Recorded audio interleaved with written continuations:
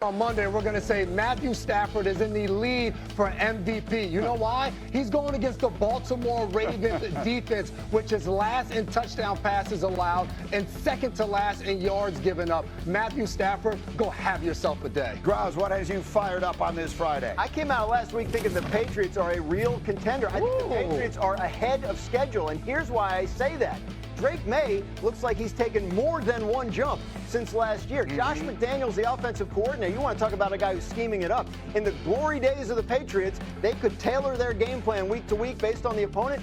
McDaniels is doing that with a second-year quarterback who is executing it at a high level. Patriots win in Buffalo last weekend. They are scary. There's nothing more valuable in the NFL than elite coaching. Harry, what has you fired up? Well, number one, there's this saying, judge not and you shall not be judged. We judged the Detroit Lions in their first week in their loss versus the Green Bay Packers, only for them to be the best team in the National Football League currently right now. Kelvin Shepard as their new defensive coordinator, the way he has those guys flying around, making plays, getting out the field on third downs, they're top 5 in sacking the quarterback as well. But John Morton, offensively, he's figured it out and has that offense humming. What a good game that is coming up on Sunday night. Lions and Chiefs. Could it be a Super Bowl preview? Chiefs have some work to do to get there.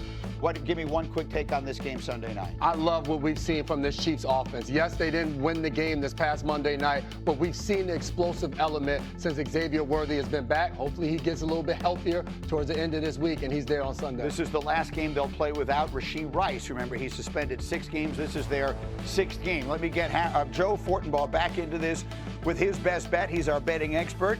What am I looking at in this game here? The Chiefs are a 2.5-point favorite. Am I reading that right? Yeah, and Kansas City's the bet here. Money's been coming in on the Chiefs. We were down around 1.5. We're moving up for good reason. J-Mac just hit on it. The offense is back.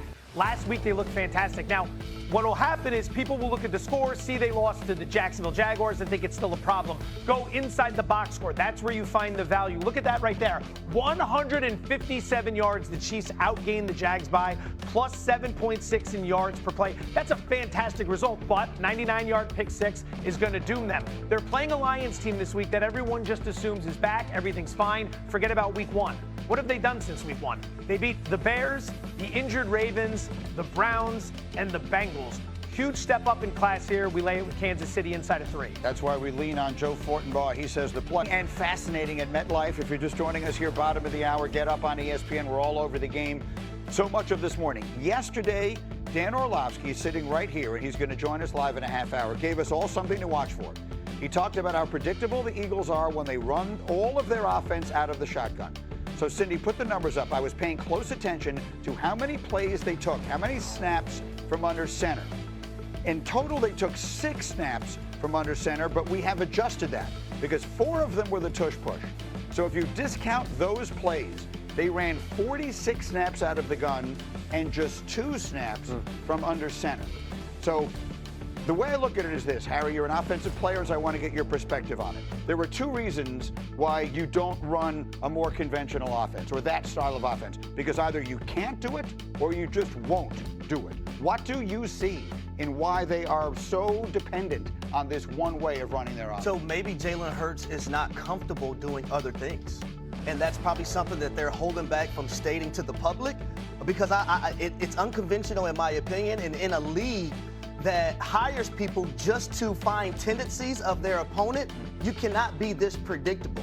It's hurting the Philadelphia Eagles. This offense is predictable, and it's inexcusable when you have a Dallas Goedert, a A.J. Brown, a Devontae Smith, a Saquon Barkley, and a Jalen Hurts. It should not be this way, but I agree with J-Mac. It might be something behind the scenes that they know that they aren't saying to the public when it comes to their quarterback, Jalen Hurts, and what he doesn't feel comfortable doing from an offensive standpoint. I will also say this. During the shotgun a ton, yes. But it comes to your execution out of the shotgun. You can still run play action and have the fake be in Saquon Barkley's chest before you pull it. We've seen teams operate. I think to what you're saying, if I'm on defense and I know you're going to be in the shotgun 90% of the time, now I need to dive into it. What are you doing out of the shotgun? Are you not running the ball? I think if they're going to operate that way, you still have to find a way to tie things together within the offense. It's not just the fact that they're losing because they're in the shotgun all the time. It's the offense that they're not executing while being in that formation. I'm glad you said it that way, because that's really the point I'm trying to make. That's not the reason they're losing, but it suggests that there are things that they either can't or won't do. That's what I'm trying to get to the bottom. Here's another component to it, right? We have to remember, Kevin Patullo is a first-time hit play caller. Right. Yeah. And that's so difficult in itself.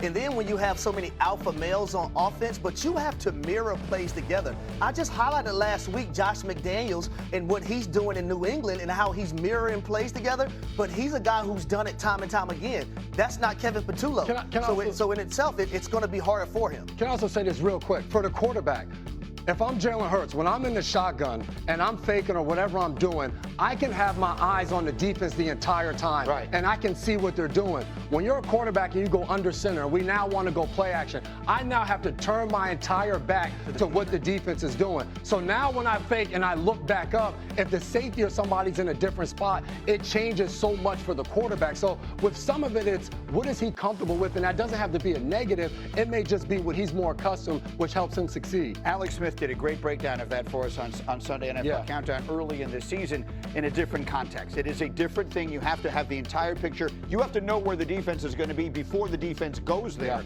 to have the confidence to do it. Here, I guess, Dan, let me boil the question down to what I think is its simplest.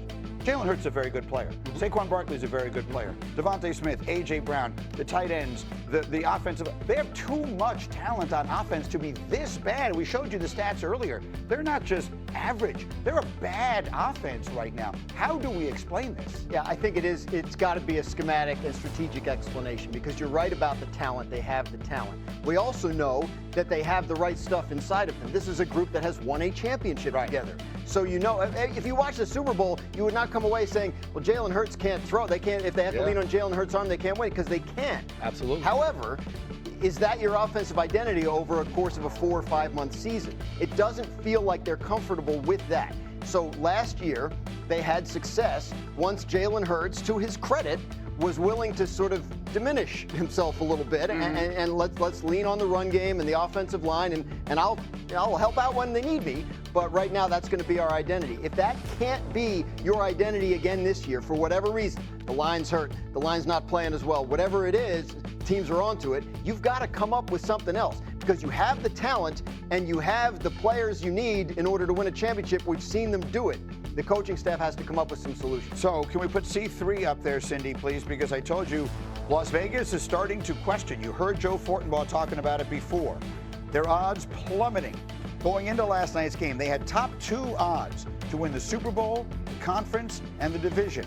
After that performance, they've dropped to the 4th best odds to win the conference, 5th best odds to win the Super Bowl, behind the Bills, the Lions, the Packers, and the Chiefs, and it only seems to be heading further in that direction. And it brings us back to a stat that Dan Graziano, for those of you who are regulars on the show, you can say it before he even says it, but what is it we know about the division? It's been 21 years since we had a repeat champion. And look, something weird always happens. 2 years ago, the Eagles were defending conference champions that started 10-1, and the Cowboys looked like a mess, and yet somehow, in Week 17, the Eagles lose to Arizona. The Cowboys get a huge break against Detroit. What do you know? The Cowboys win the division because they didn't win it the year before. So look, I don't make the rules. Somebody besides the Eagles has to win the NFC. Now, I'm not saying the Eagles can't still win the Super Bowl. Wildcard teams have done that. Yeah. But yeah, I think it's certainly time.